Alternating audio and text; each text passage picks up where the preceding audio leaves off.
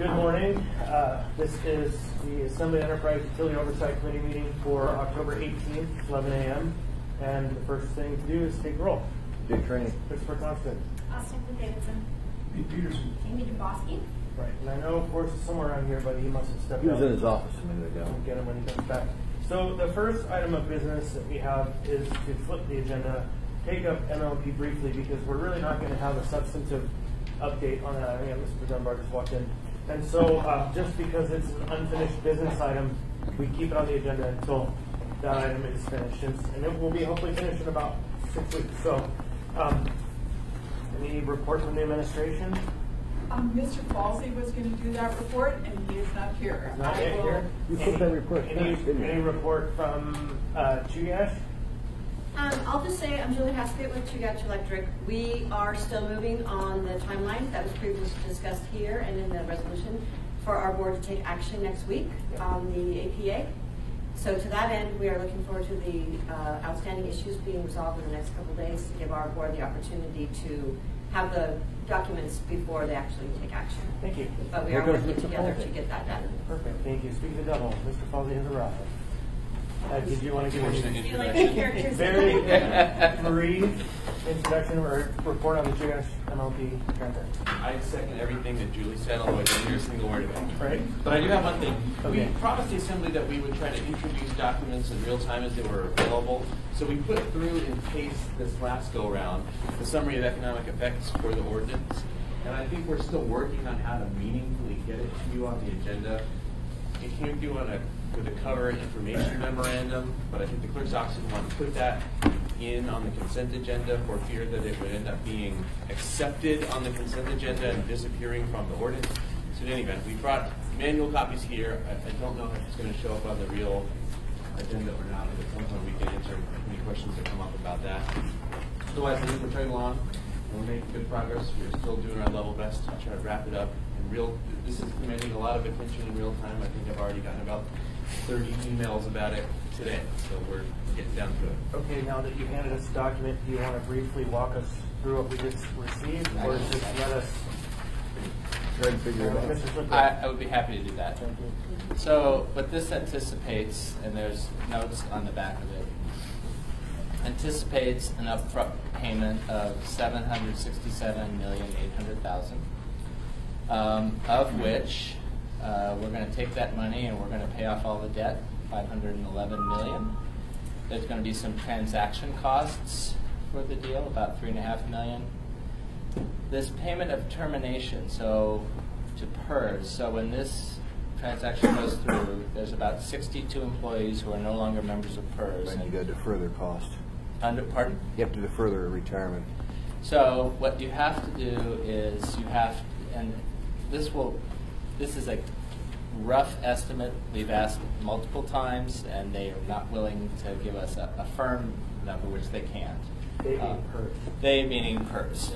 So what will happen is, come this date in September of 2019, we'll know who the people are. We will request the study. They will come back, and it says the plan is 80% funded. So you have to take it to 100% funded. There's not a statement as to when we actually have to turn over this money, but at some point we have to make sure that the 31 that are tier 1, 2, 3 are fully funded, and that's about an estimate is $1 million a person, and that the tier 4s that their health care is basically taken care of. That's about $200,000 per person, and that's how we arrived at the 37 million number. I think we've talked about this obliquely in the past, but just sort of to refresh everyone how this works. Because all of our retirement systems were current employees paying for the retirements of long gone employees, when we stop having certain classifications, we no longer employ linemen. There are no future linemen to pay for the linemen today who are going to retire, which means PERS, the state, requires us to pay an extraordinary payment into the retirement system to catch that up, to deal with the fact that different generations are paying for each other. And we have to do a termination study to figure out what that final bill is going to be. But we've tried to estimate it as best we can here. So that takes you down to a number that we'll call $207 million. On the top, under operating revenues, so we're going to take that money. And then I should add there's some additional money. So in the lines, unrestricted cash and accounts receivable and payable, under the terms negotiated, we get to keep that cash, and that adds to about 70 million. So you add those two together, that drops down to this 278 million, which shows up, we're going to guesstimate sometime in mid-September 2019. And then we put that into the trust fund, and we earn a return, and that's where that incremental 2.2 million shows up at the very top of the first column. And then as it steps out, you see that the full year impact, which is 8.8 million of additional monies generated from the trust fund that are available for general municipality spending. So, if I might, I believe, correct me if I'm mistaken, but that deposit could be minus any other debts that the assembly opts to pay. That's right. And this ordinance that this summary of economic effects goes with will not determine how Right. those monies are actually routed. Right. But in terms of complying with our obligation to give you a summary of economic effects, we laid out the assumptions on page 2. We assumed that virtually all of it is going to the trust debt. You're cleanly just paying for MLP's debt, which we took to mean the actual amount of debt in MLP's name plus their portion of SAP. Plus the transaction costs of the deal and nothing else. But you're right, we could wake up and say we're blowing out some ARSA bonds, or we could wake up and say we're wiping out all of the SAP debt for everybody. And we are not making that decision in this ordinance. That will be when we get to that bridge in September 2019. Thank you. Other questions, anyone? Okay, then let's move off of Judicial Electric. Thank you, and thank you for being here. And the next meeting will be a substantive discussion. And we'll be moving on with the calendar as published. So, I believe you're good. You're done. I'm going to go over to AFN if you need me to text. I would like to come with you. Thank you. All right, Mr. Spofford, time for your show. Okay, can you guys see this? Can we get the lights? Oh, yes. Good.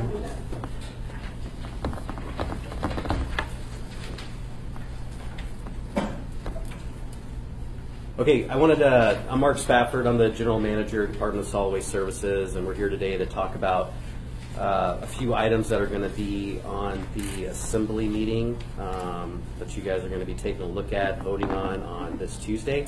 And so we wanted to take time today, as well as we've scheduled some time tomorrow too, just because of the size and the magnitude of what we're asking you to approve.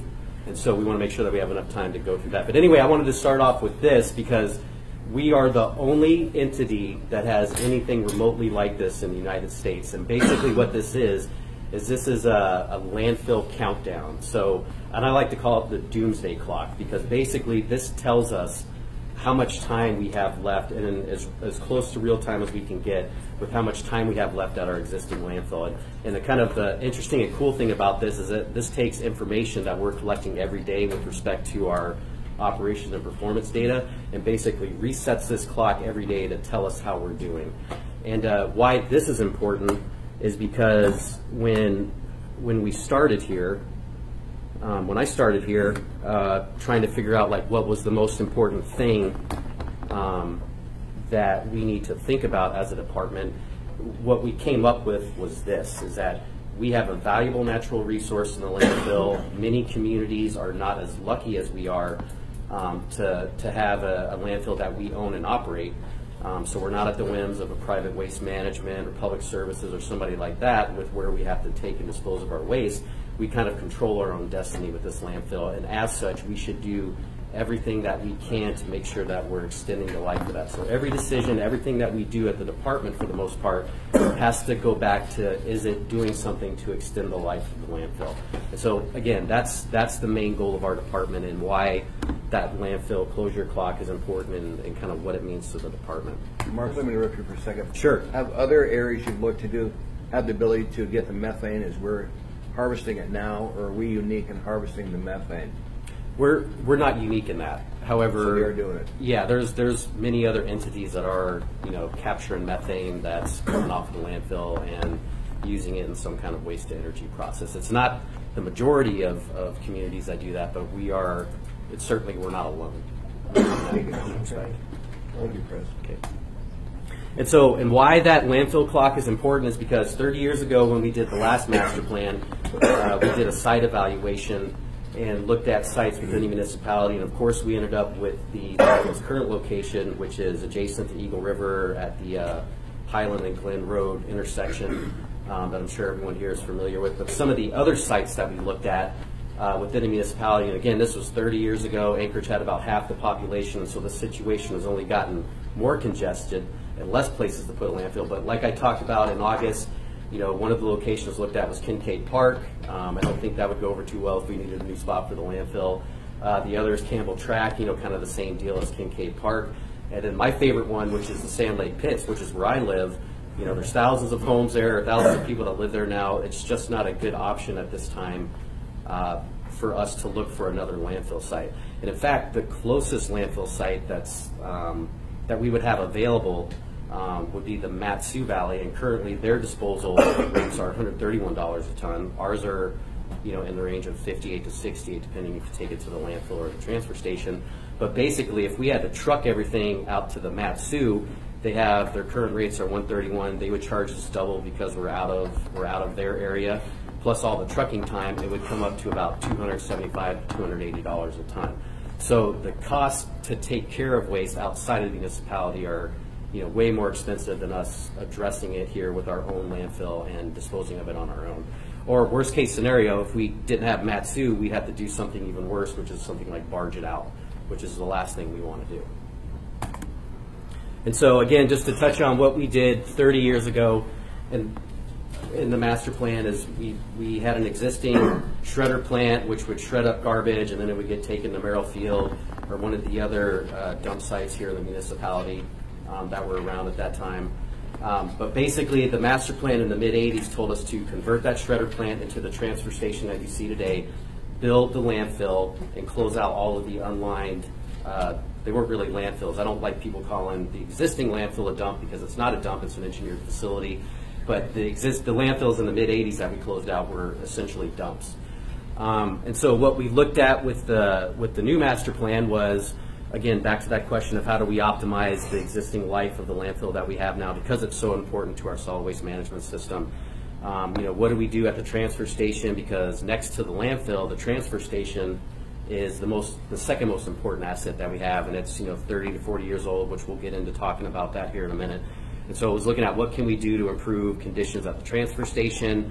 Of course, back to how do we extend the life of the landfill? We looked at all different kinds of diversion technologies. We also looked at like what Mr. Traney was just talking about, which is what can we do with waste to energy.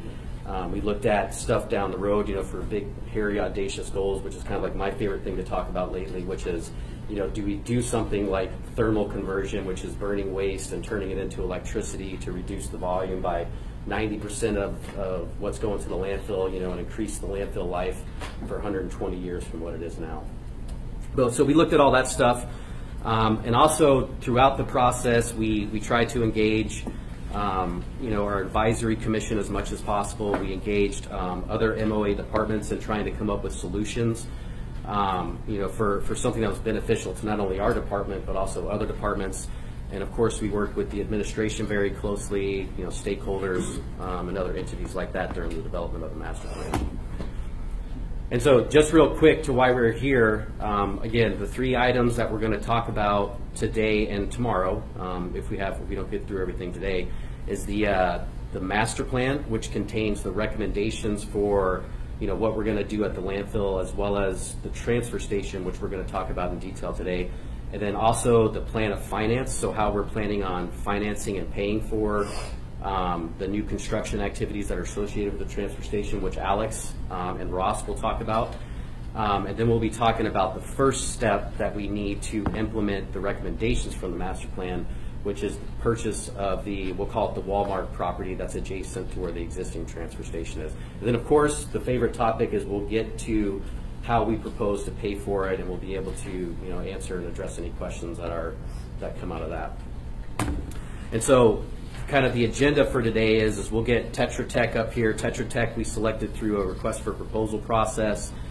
Tetra Tech, I won't make them talk about themselves, but they are the #1 solid waste management company in the United States, and so we were lucky to get them on board and be able to leverage their experience with, doing the same type of thing across the country.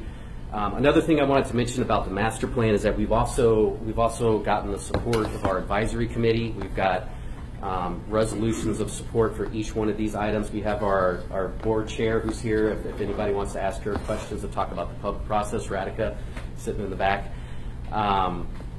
But again, we'll have Tetra Tech come up right after this, talk about that. We'll have Alex will come up and talk about the plan of finance, and then my finance director and myself will come back up and talk about the rate analysis that was completed as part of this. Okay.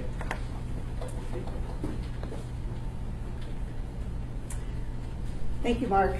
I'm Christine Arbogast with Tetra Tech. I'm a vice president in charge of solid waste for our largest solid waste office in the U.S. As Mark mentioned, we do a lot of solid waste work. And in order to prepare the Integrated Solid Waste Master Plan for SWS, we pulled from resources that we have across the nation and in Canada. And we brought to the process our expertise in solid waste planning, facility design, what other agencies and municipalities are doing for solid waste planning. We married our expertise and the work that we're doing in other parts of the country with SWS staff support. There are a lot of unique conditions, challenges, and opportunities here in Anchorage that we were able to bring to bear with some of the work that we had done in terms of benchmarking with other municipalities and evaluating what would be most appropriate for your for the MOA as well as SWS. So we developed some short, medium, and long-term strategies. Some of the short-term strategies are as immediate as the recommendations we're going to be talking about today with the Central Transfer Station. But we also provided a guidance document or a roadmap, really, for the future of your solid waste system well into over 50 years from now, whenever the landfill is looking to reach its capacity. We develop recommendations to plan ahead so that we could extend the life of that landfill as long as possible. So one of the major things that we looked at, as Mark mentioned, was optimizing capacity of the landfill. So have a lot of recommendations on operational improvements, design modifications in order to extend that valuable resource. The other resource that we looked at, again, an essential public service for your constituents is a Central Transfer Station. And we're going to be talking a lot about that today. So I'll defer that to later in the presentation. We assessed a lot of diversion opportunities, again looking at what the industry trends are, what others are doing in other municipalities, and integrating that into some of the conditions and unique characteristics of Anchorage and the challenges that you have in terms of diversion programs. But we have recommended expansion to existing programs that you have as well as new programs. And then alternative technologies, both biological treatment technologies that divert a lot of your organics, also has a benefit of reducing greenhouse gas emissions at the landfill, and thermal treatment as well. Before you move on, just for the record, Mr. Croft has entered the room. Okay. So the two main assets that we were focused on for our plan, as I mentioned, the first is the Anchorage Regional Landfill. We didn't find any major issues with the landfill in our evaluation. It's an award-winning facility and has never had any issues with compliance in terms of protection of the environment. But we did focus on optimizing capacity. So we do have a lot of recommendations for revisions to the grading plans, some operational efficiencies with alternative daily covers. We looked at reducing leachate generation as well as reducing costs with leachate handling. And then again, alternative technologies and also a potential expansion of the landfill. We did identify the process that you'd have to go through in order to expand that landfill, And it is going to be pretty challenging. So we looked at a lot of other options to pursue if that expansion can't move forward. So with that, we're going to focus the rest of the presentation on the central transfer station. And we've got our transportation expert here. Morning. My name is Andrew Shelberg. I'm an operations director with Tetra Tech. I've got about 30 plus years of experience specializing in transfer station facilities. And one of the things that we were first asked to do when we came up was address some immediate needs at the central transfer station. And going through that, we realized at that time as well that this is really the front line to help really approach and maximize conserving life at the landfill. We had a number of challenges with this facility. And the picture kind of sums everything up, sort of in one neat visual. Some of the challenges we had. Some short-term issues that we really wanted to address immediately, and that had to do with the age of the asset itself. So this was originally an asset that was developed to, as Mark had mentioned earlier, actually shred waste and then bring it to other prior dumps, as he called them. And in 1985, with the prior plan, it was transformed into the current central transfer station and operates pretty much in the same manner with the same assets that it did previously. So with that, there's a number of things that we're looking at, and I can just take a quick look through this. As far as some safety issues with respect to personnel, having to basically undo gates and then tip, and the interaction with commercial vehicles. Very limited ability. Back in the 80s, most of this was just geared around lift and load, as we call it, dumping, putting into a truck to move it efficiently to the landfill. And with the advent of trying to reduce the amount of waste going to the landfill, there's a lot of opportunities to recover or reuse, which I'll get into a little bit later as well, that are just overlooked. The site itself is on just over 11 acres, and one of the main issues also is traffic. Right now, on any given weekend, if it's a peak weekend actually, there could be over 1,000 residents looking for space here, and they can wait up to 60 minutes to be actually drop their material off. Just wanted to touch on a couple more items, just going from the left of the screen here, just to give you some examples of some of the challenges here. Not only the age of the asset, going back to material where there's recoverable materials that could be for reuse or go to different markets. Just darkness inside with respect to safety, and also the orientation of the building. Despite the fact that the southern side of this is wide open for light, dark inside, but also it also avails itself to access of prevailing winds, which depending on season, north and south, and there's openings on both sides of that. Just some issues here we talked about as well, back to similar to the first slide with respect to personnel, structural, and you also notice in this location the actual eave height inside the building lends itself to contact from a large roll-off box right in that picture. Coming back to residential drop-off and household hazardous waste. Right now, what's being done is a small portion of the site that's reserved, utilizing really 2 World War II vintage rail cars that were reused and repurposed. But you can see it's fighting for space, and this represents one weekend's worth of household hazardous waste that was collected. And after it's collected, it sits and waits until it can be managed at the landfill site and exposed to weather, and little to no chance of reuse throughout the community. So again, more material that's going off to the landfill. The other aspect that's fighting for space has to do with container storage and the fact that the totes that they're using to pick up residential waste have to stack them, and right now they're exposed to the elements outdoors. Just managing these, especially in the weather, without having a cover over top of them, freezing conditions to try to separate them. So really a lot of challenges to try to accommodate with the existing scenario. Just want to touch on some aging infrastructure, because some of these pictures really do a great job of exemplifying what SWS has been managing, and to their credit, been managing pretty well to date.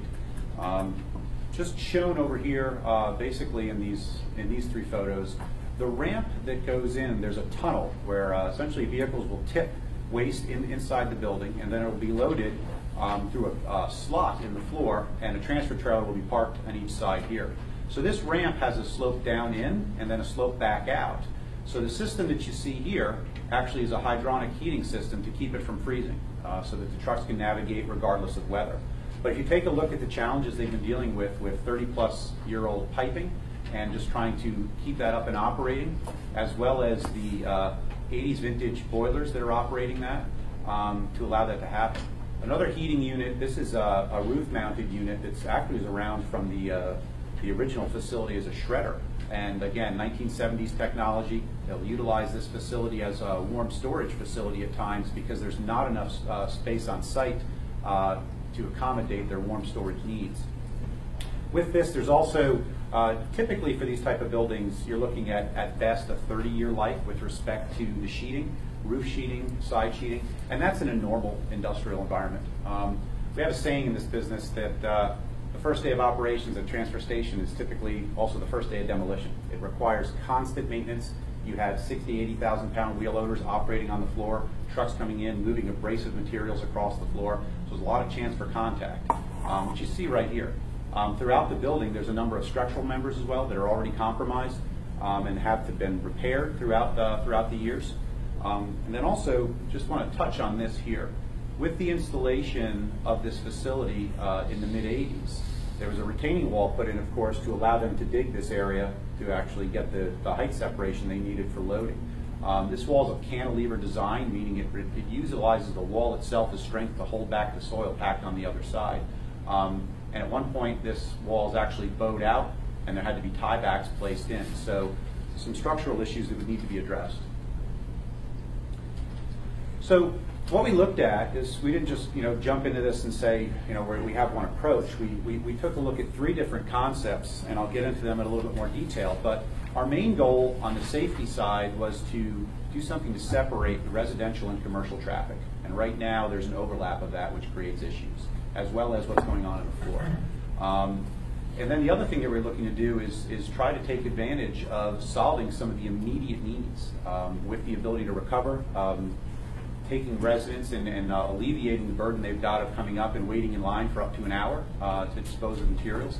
And then we also looked at this, well, how could we find an opportunity to use this as an asset to serve the overall main function, and that's increasing the life of the landfill. So just to touch on the 3 concepts that we looked at, I'm going to give you a little bit of a rundown of the existing facility here. So the blue property right here represents the 11 acres or so of the existing CTS properties. The original property was just this section, and then in 2007 they were able to accommodate land over here that was formerly a self-store facility. So this is the existing transfer station building here. The tunnel that we were showing you in the picture is from this side, retaining wall on this side. Administration building is over here. The first conceptual plan we looked at was a no expansion alternative. What do we do if we just try to take this space, improve it, make the recommended fixes to this building? And what we found is that we did, although we could add some things that would help us accommodate diversion technology, such as a reuse center, improved household hazardous waste receiving facilities, and put in some structures for container storage and container repair, much of this area is still utilized to actually queue residential vehicles on peak days. They actually have vehicles staging, coming in from this side, weaving around and coming in, and then getting into the back side of the transfer station where they can deposit their materials. And they're fighting with small contractors, very difficult way to leave. So we didn't really have much of an advantage with that. And then we looked at the overall cost. Even the improvements to this transfer station, which again is 6 days a week, every day of the year except for Sundays, what would take to actually do the fixes and the renovation of this, you're looking at shutting this down for approximately 2+ years. So then we went on and said, well, let's try to look for property. And at the time, really the only thing that was available was about 4 acres immediately to the west. North is to the left on this map. And although with that approach, we did start to alleviate some of the traffic issues by installing a residential drop-off area. It required the demo of the admin building, which is still a useful asset, just to compete for space. And we still had to shut down the transfer station because we didn't have a location large enough to be able to accommodate a new transfer station. So after we discussed thinking this was really our only option, despite looking at this area, thinking it was going to be slated for Walmart development, it was about February, I think, of this year. Lo and behold, this became available. And the opportunity that we could seize by doing this and taking this piece of vacant land was really our third option. So we came up with a design that not only utilizes much of the room that we had on the existing CTS property, okay, again, north is to the left on this, but utilize the development of approximately half of the available property from Walmart to really create a campus that would do what we needed to do here. We have, ultimately this would be a household hazardous waste collections, storage, also dismantling for white goods, etc., tires, and a reuse center out front. So we could take advantage of diversion through that. One of the other things we also did was come up with a design of an elevated residential drop-off that would expedite the process, would actually reduce your process time that residents would have to get onto the site, drop what they needed, and then leave the site. And we were able to segregate the traffic for residents to being just this location. We had similar design to Concept Zero, allowing us for container storage as well as container maintenance. And still, what you see back here is the existing transfer station, although we've dressed it up a bit in the photo, and the admin and maintenance facility right here. And let me just interrupt real quick. Sure. So what we've considered is so we're showing in this concept the existing tipping floor in the administration building will remain because we've identified uses through working with our other partners within the municipality for those buildings. So the plan is just not to mow them over and try to sell the property. The plan is associated with this concept is to basically reuse those buildings for other purposes. And so we've been working, I think I've been working with Christy and Watershed Management for the 2.5 years I've been the general manager of SWS on looking for a regional grid disposal facility. And the existing tipping floor is ideally suited for that, not only because of the location in the middle of town, but also because of the flat tipping floor and a place to load materials and sediment that's being pulled out of the stormwater collection system, which we don't currently have, and we do need one. So we've been working very closely with not only Christie, but also maintenance and operations on that topic as well, about what to do with collected stormwater materials. And then you start talking about the existing admin building and the warm storage. I mean, from what I've seen with the municipality, there's always a need for additional warm storage spots, for additional administrative space. Depending on what happens with the stormwater utility, that might be a good spot to house that type of equipment, depending on if there's a need at the Anchorage Water and Wastewater Utility later on down the road with maintenance and operations. That's another alternative for that. Another thing that SWS has been helping out with recently is homeless camp abatement. And so it not only incorporates cleaning up of the materials, and taking the dumpsters and taking them out to the transfer station, getting the material that's collected that way, but it also involves the storage of materials. And so we're starting to pilot that, but basically if and when that activity gets ramped up and we start, doing homeless camp abatement on a much larger scale than we are now, the existing warm storage building is a perfect location to store those materials, for the allotted time that we have to.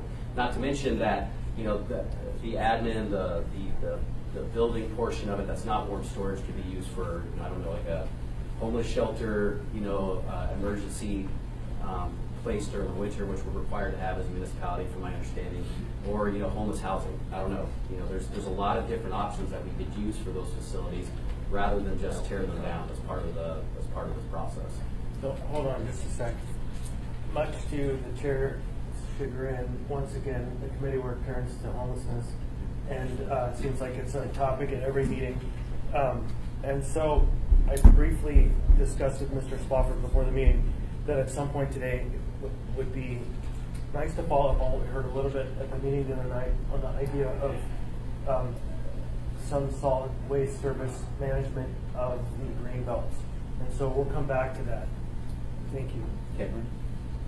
So just to touch, when this piece of property became available, which is just under 28 acres through here, by utilizing just a portion of that initially, there's some wetlands, high-grade wetlands that need to be preserved out front. This was a bit of a lightning in a bottle for us. We said, well, we had the opportunity to, again, as Mark had gone through, not tear down buildings that have a definite prime use and a sort of a secondary use for this with little renovation to make that work. But to actually come up with something that would accommodate the growth needs since 1985. So we looked at developing this, and it would also help us further separate, of course, our commercial traffic from our residential traffic. So we have here is a new transfer station design that we could accommodate all the safety issues that we saw. We have, of course, our diversion that we're looking at here and additional diversion opportunities, as well as larger warm storage and ability to store all the SWS vehicles, segregate and also improve access of the vehicles in and out of the facility, and then come in with a new maintenance shop that's adequately sized. Right now the facility struggles competing with warm storage and maintenance within this.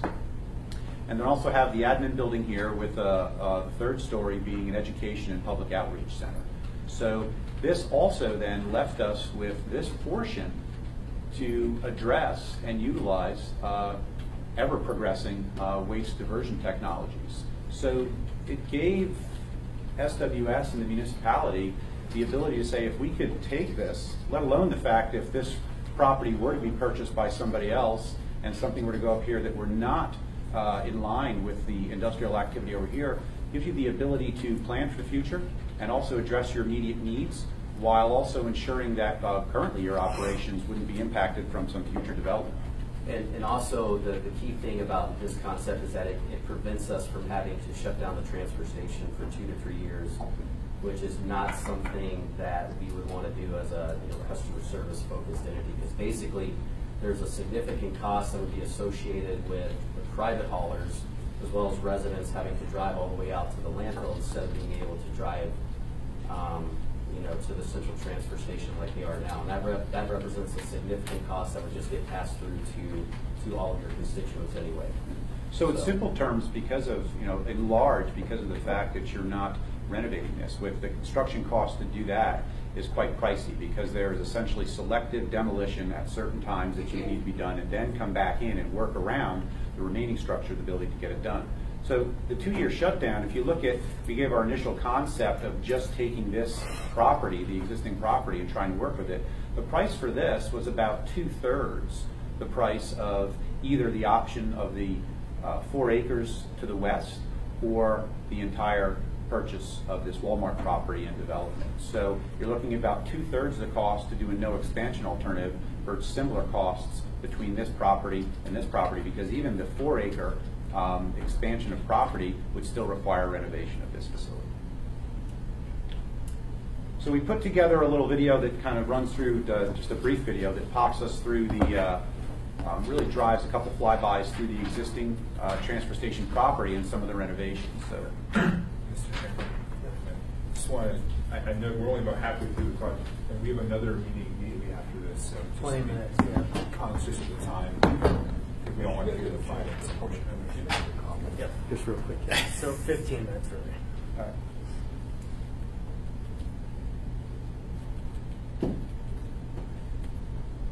No, of course. Bummer. Yeah. There's snow on those mountains out there. That's just driving past the Household Hazardous Waste and Reuse Center. You're missing the musical accompaniment. Really, That's what I was. Star Wars music or something? It's a little bit more Like I modern. said, the themes for Star Wars. Yeah. Oh well. Oh well. So you're going to leave 56th? East Leave. 56th Avenue. What's the plan for the road and the right of way that comes through there?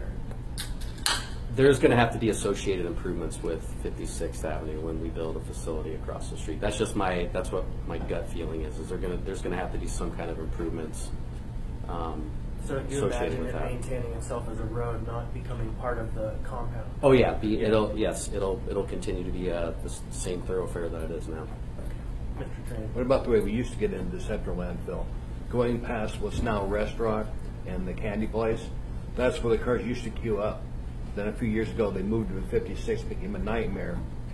People were just queued up around there. Is there any problem with using that old road we used to get in the transfer station?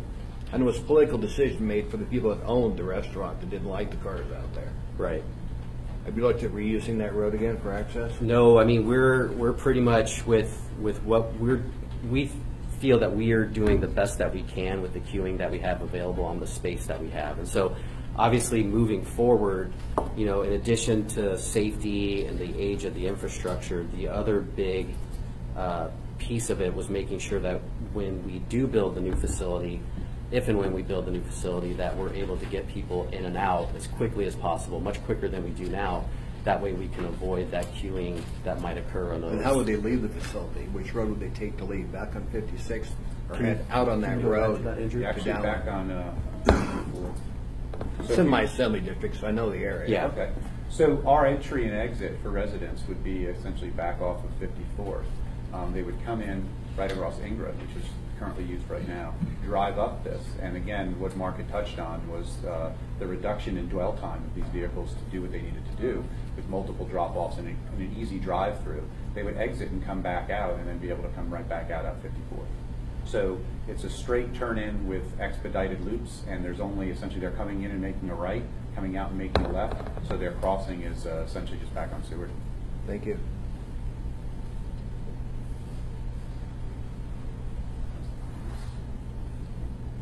I'm also through that. Yeah. Okay, so we'll turn it over to Alex. Can somebody turn the lights up? So we don't have to go into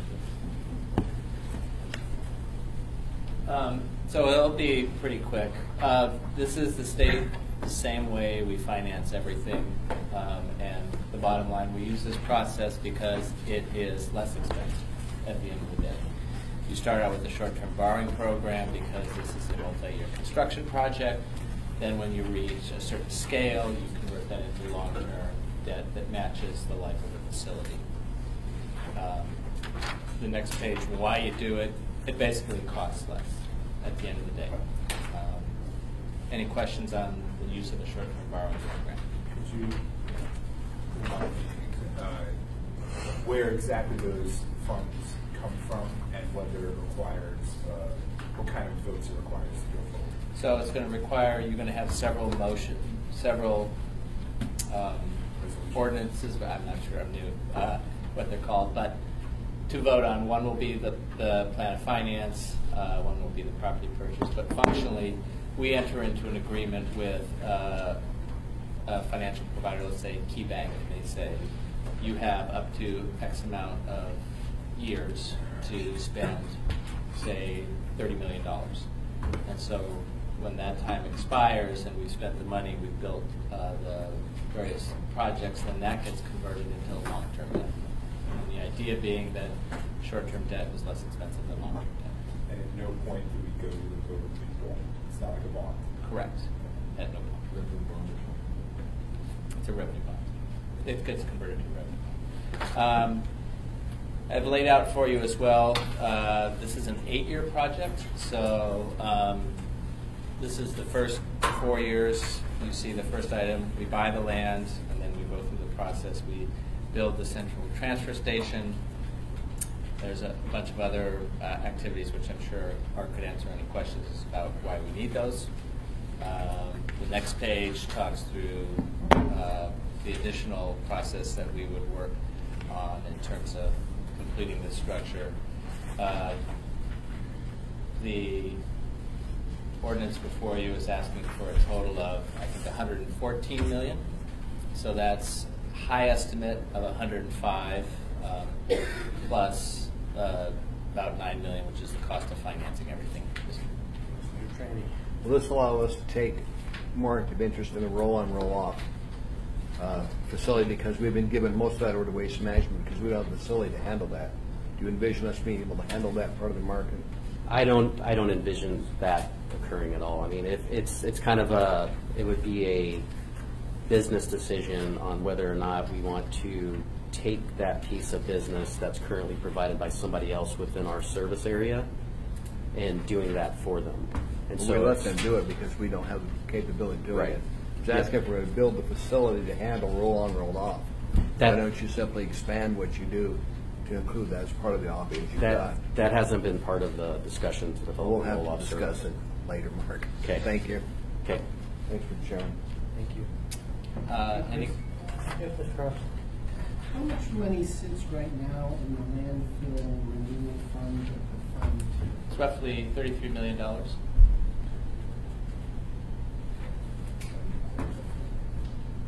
Any more? Any more? So then, again, this gets you to the timing and the needs of the borrowing. We would spend roughly $17 million right now to buy the property, and then over the course of the next 3 years, 2019 to 2021, we would be using that short-term borrowing program to do the first phase, that then converts into long-term revenue bonds, and then we go through the second phase, and that converts into a second phase, second tranche of long-term revenue bonds. Then we're done with the project. As you can see, it extends over 8 years, which is why the ordinance asks for 10 years of permission. The rest of this just goes into the timing of when we would do it and what we would do it. At the end of the day, it's just the least costly, most efficient way to finance this project. Happy to answer any questions. So, when I'm looking at this from a fiscal perspective, right, I'm trying to understand, you want $105 million to expand this facility. Really, when I'm looking at the extension of the landfill, I'm not seeing $105 million worth of value. So you have to explain that to me, because I understand the flow, I understand the public infrastructure, I understand that, but you haven't gotten me to $105 million. Every year that the landfill stays open, it generates over $20 million worth of revenue for the municipality, for the department, for the municipality. And so each year that we can keep that landfill open, it prevents us from, it keeps that revenue coming in every year. And then B, it keeps us from having to do the unthinkable, which is having to ship it out of region at a significantly higher cost than we enjoy now. A lot further. Again, I'm looking at the actual plan, what you have in front of us for this particular parcel, and I'm trying to see where the technology is, where you're really going to get those savings in order from diverting the stuff from the landfill. So I think your presentation is a big flop for me, because you have to explain to me.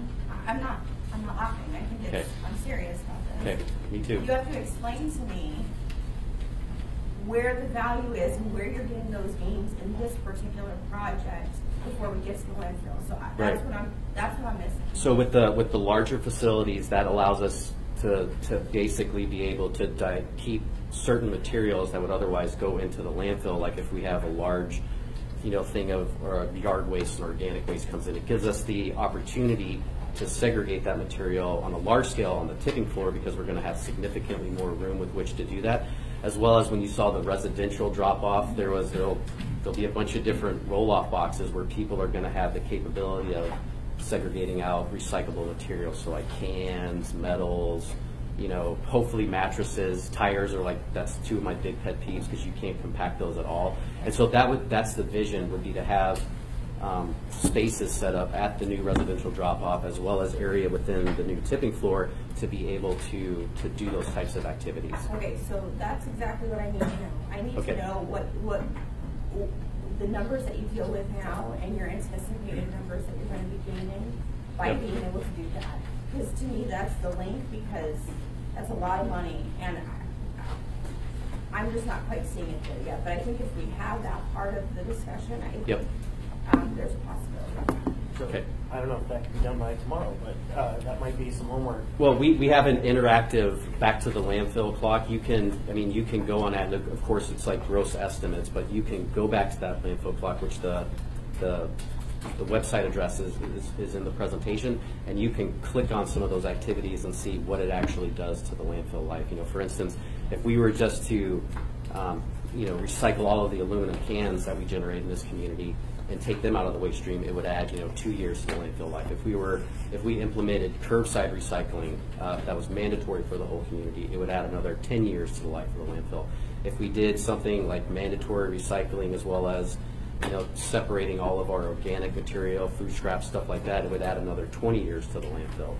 And so there's each one of those incremental things that you do with respect to diversion does have an impact into what's actually going into the landfill and improving the life of it. I think what she's asking for is this project, what does it do for those things that you're talking about in the context of a $105 million investment. So Okay. thank you. I'll say we will try to sharpen the pencil on that, but I don't know that we should create an expectation that this is a net zero project. That you spend this and then suddenly you have saved $100 million somewhere in the future.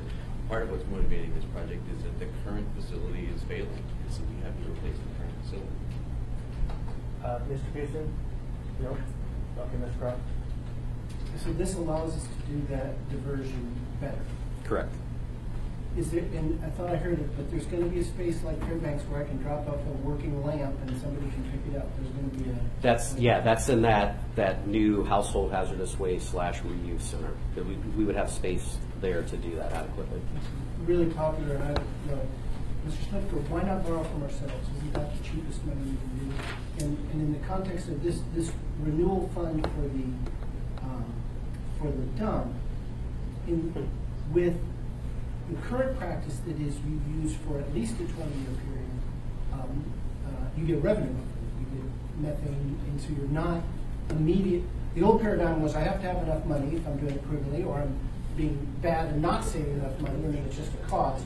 But I have to have $30 million to do all the things to wrap it up and secure it. But we're really going to be utilizing it for money for a period of time, decades likely. Why not borrow that $30 million from ourselves and pay it back to ourselves? So, two answers. One, you have approved, I believe, through ordinance that the money is segregated into that fund. It's $33 million today, which roughly matches the current value of the long-term liability. The calculation, I believe, that number of growth is something like $200 million by the time, based on current expected end of life.